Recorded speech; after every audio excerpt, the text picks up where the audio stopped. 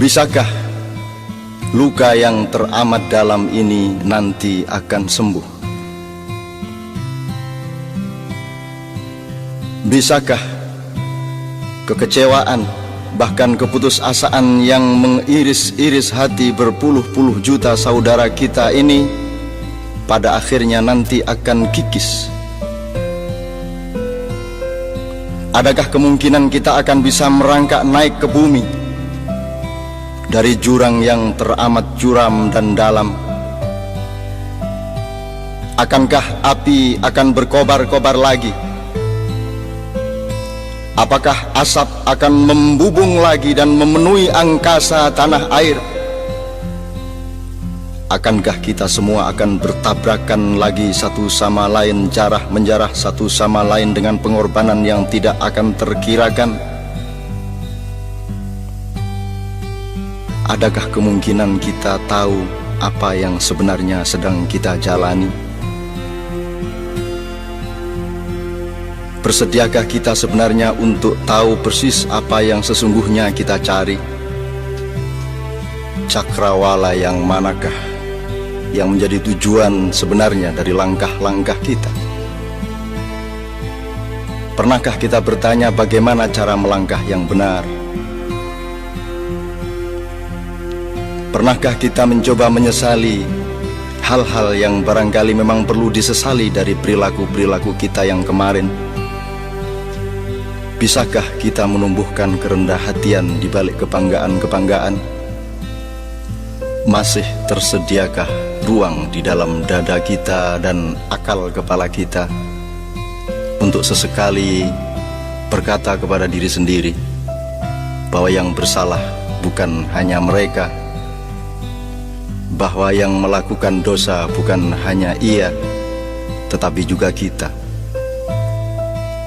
Masih tersediakah peluang di dalam kerendahan hati kita untuk mencari apapun saja yang kira-kira kita perlukan, meskipun barangkali menyakitkan diri kita sendiri? Mencari hal-hal yang kita benar-benar butuhkan agar supaya sakit kita ini benar-benar sembuh total. Sekurang-kurangnya dengan perasaan santai kepada diri sendiri, untuk menyadari dengan sportif bahwa yang mesti disembuhkan itu nomor satu bukan yang di luar diri kita, tetapi di dalam diri kita. Yang kita perlu utama lakukan adalah penyembuhan diri, yang kita yakini bahwa harus betul-betul disembuhkan justru adalah segala sesuatu yang berlaku di dalam hati dan akal pikiran kita. Saya ingin mengajak engkau semua memasuki dunia ilir-ilir. Ler, iler,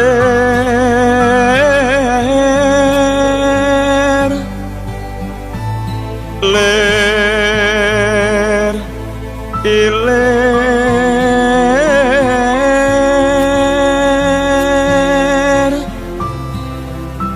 tandure wosumiler,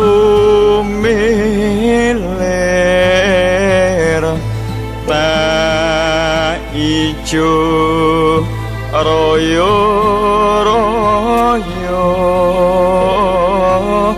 tak senggot manten anyar. Kanjeng Sunan Ampel seakan-akan baru hari ini bertutur kepada kita, tentang segala sesuatu yang kita mengalaminya sendiri, namun tidak kunjung sanggup kita mengerti. Sejak 5 abad silam syair itu ia telah lantunkan, dan tidak ada jaminan bahwa sekarang kita sudah faham. Padahal kata-kata beliau itu mengeja kehidupan kita ini sendiri. Alfa, beta, alif, ba, ta, kebingungan sejarah kita dari hari ke hari. Sejarah tentang sebuah negeri yang puncak kerusakannya terletak pada ketidaksanggupan para penghuninya untuk mengakui betapa kerusakan itu sudah sedemikian tidak terperi. Menggeliatlah dari matimu, tutur sang Sunan. Siumanlah dari pingsan berpuluh-puluh tahun, bangkitlah dari nyenyak tidur panjangmu. Sungguh negeri ini adalah penggalan surga. Surga seakan-akan pernah bocor dan mencipratkan kekayaan dan keindahannya. Dan cipratan keindahannya itu bernama Indonesia Raya. Kau bisa tanam benih kesejahteraan apa saja di atas kesuburan tanahnya yang tidak terkirakan. Tidak mungkin kau temukan makhluk Tuhanmu kelaparan di tengah hijau bumi kepulauan yang bergandeng-gandeng mesra ini. Bahkan bisa engkau selenggarakan dan rayakan pengantin-pengantin pembangunan lebih dari yang bisa dicapai oleh negeri-negeri lain yang manapun. Tapi kita memang telah tidak mensyukuri rahmat sepenggal surga ini. Kita telah memboroskan anugerah Tuhan ini melalui cocok tanam ketidakadilan dan panen-panen keragusan. Cah angon, cah angon,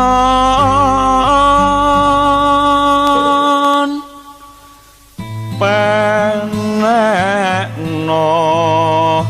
blimbing kuwi lunyu nyupenekno kanggo mbasuh dodot ira. Kanjeng Sunan tidak memilih figur, misalnya Pak Jenderal, Pak Jenderal. Juga bukan intelektual-intelektual, ulama-ulama, seniman-seniman, sastrawan-sastrawan atau apapun, tetapi Cah Angon, Cah Angon. Beliau juga menuturkan penekno blimbing kuwi, bukan penekno pelem kuwi, bukan penekno sawo kuwi, bukan penekno buah yang lain, tapi blimbing bergigir 5. Terserah apa tafsirmu mengenai 5. Yang jelas harus ada yang memanjat pohon yang licin itu, lunyu-lunyu penekno, agar blimbing bisa kita capai bersama-sama. Dan yang harus memanjat adalah bocah Angon, anak gembala. Tentu saja ia boleh seorang dokter, boleh seorang seniman, boleh seorang kiai, boleh seorang jenderal atau siapapun. Namun ia harus memiliki daya angon, daya menggembalakan, kesanggupan untuk ngemong semua pihak, karakter untuk merangkul dan memesrai siapa saja, sesama saudara sebangsa, determinasi yang menciptakan garis resultan kedamaian bersama, pemancar kasih sayang yang dibutuhkan dan diterima oleh semua warna, semua golongan, semua kecenderungan. Bocah Angon adalah seorang pemimpin nasional, bukan tokoh golongan atau pemuka suatu gerombolan. Selicin apapun pohon-pohon tinggi reformasi ini, sang bocah Angon harus memanjatnya, harus dipanjat sampai selamat memperoleh buahnya, bukan ditebang, dirobohkan atau diperebutkan. Dan air saripati blimbing 5 gigir itu diperlukan oleh bangsa ini untuk mencuci pakaian nasionalnya. Pakaian adalah akhlak, pakaian adalah sesuatu yang menjadikan manusia, bukan binatang. Kalau engkau tidak percaya, berdirilah engkau di depan pasar dan copotlah pakaianmu, maka engkau kehilangan segala macam harkatmu sebagai manusia. Pakaianlah yang membuat manusia bernama manusia. Pakaian adalah pegangan nilai, landasan moral, dan sistem nilai. Sistem nilai itulah yang harus kita cuci dengan pedoman 5. Dodot tira,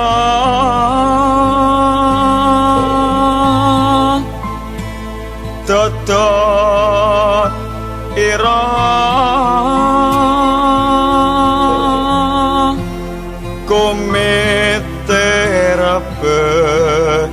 bedahing pinggir tondo mono jlumetana kanggo sepo mengko sore mumpung padang rembulane mumpung jembar kalangane ya sora sora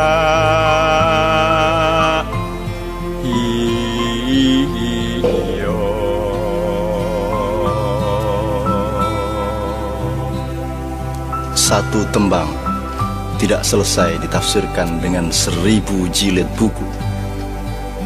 Satu lantunan syair tidak selesai ditafsirkan dengan waktu 1000 bulan dan 1000 orang melakukannya.